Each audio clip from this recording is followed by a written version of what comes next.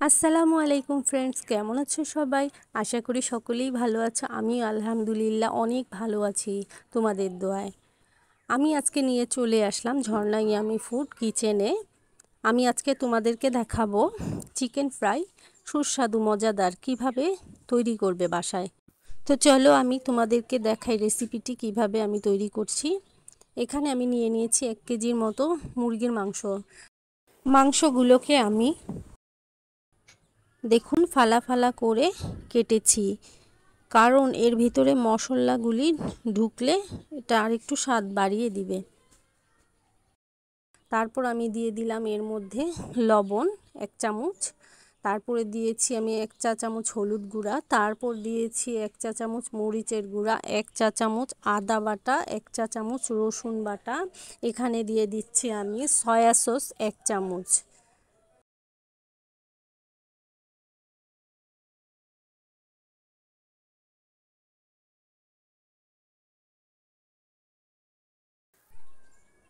তারপর আমি এর মধ্যে অ্যাড করছি টমেটো সস, যেটা দিলে আরেকটু স্বাদ বাড়িয়ে দিবে আমার চিকেন ফ্রাইতে। তারপর দিচ্ছি 1 চা চামচ গুঁড়ো দুধ। এখন আমি দিয়ে দিচ্ছি এলাচ গুঁড়ো। এখন আমি দিয়ে দিব এর মধ্যে 1 চা চামচ রাঁধুনি মুরগির মাংসের গুঁড়া মশলা। এবার আমি দিব একটু লেবুর রস। তারপর আমি এগুলিকে সুন্দর করে ম্যারিনেট করে আধা ঘন্টার জন্য রেখে দিব। মাংসটা আধা ঘন্টা রেস্টে থাকুক, আর তুমি এই সুযোগে আমার চ্যানেলটিকে সাবস্ক্রাইব করে লাইক শেয়ার করে কমেন্টে জানিয়ে দিও কেমন হয়েছে আমার এই চিকেন ফ্রাই রেসিপিটি। ফ্রেন্ডস, ফিরে আসলাম আধা ঘন্টা পর। এখন আমি একটি ফ্রাই প্যানে তেল দিয়ে দিব, ডুবো তেল। তারপর এক এক করে চিকেনগুলো এর মধ্যে দিয়ে দিব, দিয়ে আমি এক এক করে এগুলোকে ভেজে নিব।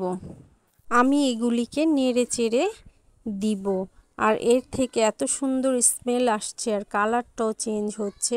আমি এগুলিকে একটু ঢেকে দিব। 2 মিনিট ঢেকে রাখার পর আবার একটু দেখব কেমন হয়েছে।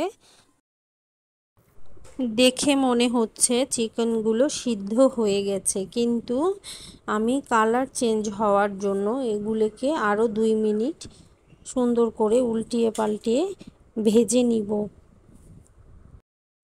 আর একটু কালার সুন্দর আর মচমচা হওয়ার জন্য আমি একটু ঢেকে দিয়েছিলাম। এই দেখুন ফ্রেন্ডস, কালারটা কত চেঞ্জ হয়ে গেছে।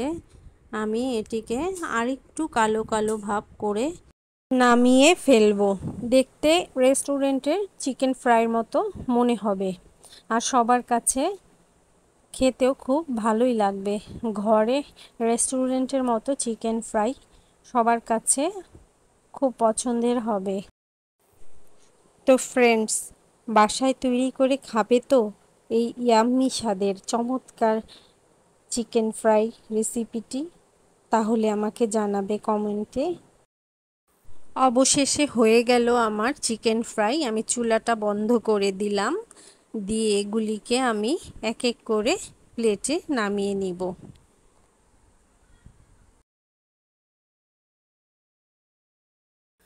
দেখো, প্রশংসা পেতে কার না ভালো লাগে। এইভাবে জাস্ট একটু কষ্ট করে পরিবেশন করবে।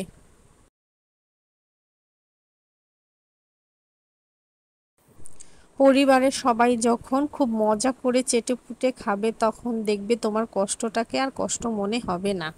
তো আমার এই রেসিপিটি করে কে কতটা প্রশংসা পেয়েছো সেটা আমাকে কমেন্টে জানিয়ে দিবে ফ্রেন্ডস, ঠিক আছে? আমি কিন্তু অনেক প্রশংসা পাই এই রকম রান্না করলে, ঘরে সবাই খুব প্রশংসা করে। দেখো না আমার চিকেন ফ্রাইগুলি কত সুন্দর হয়েছে, আর খেতে তো বুঝতেই পারছো কতটা মজা হবে। আর আমি এখানে নিয়ে নিলাম রুটি, যা আমার ঘরে বানানো ছিল।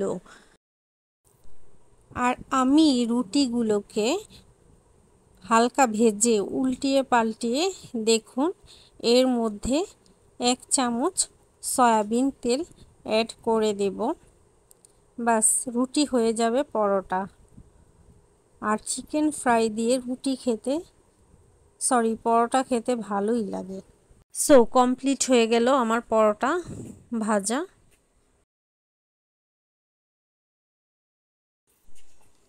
আমি এখন পরোটা আর চিকেন ফ্রাই দুটোকে সুন্দরভাবে পরিবেশন করব।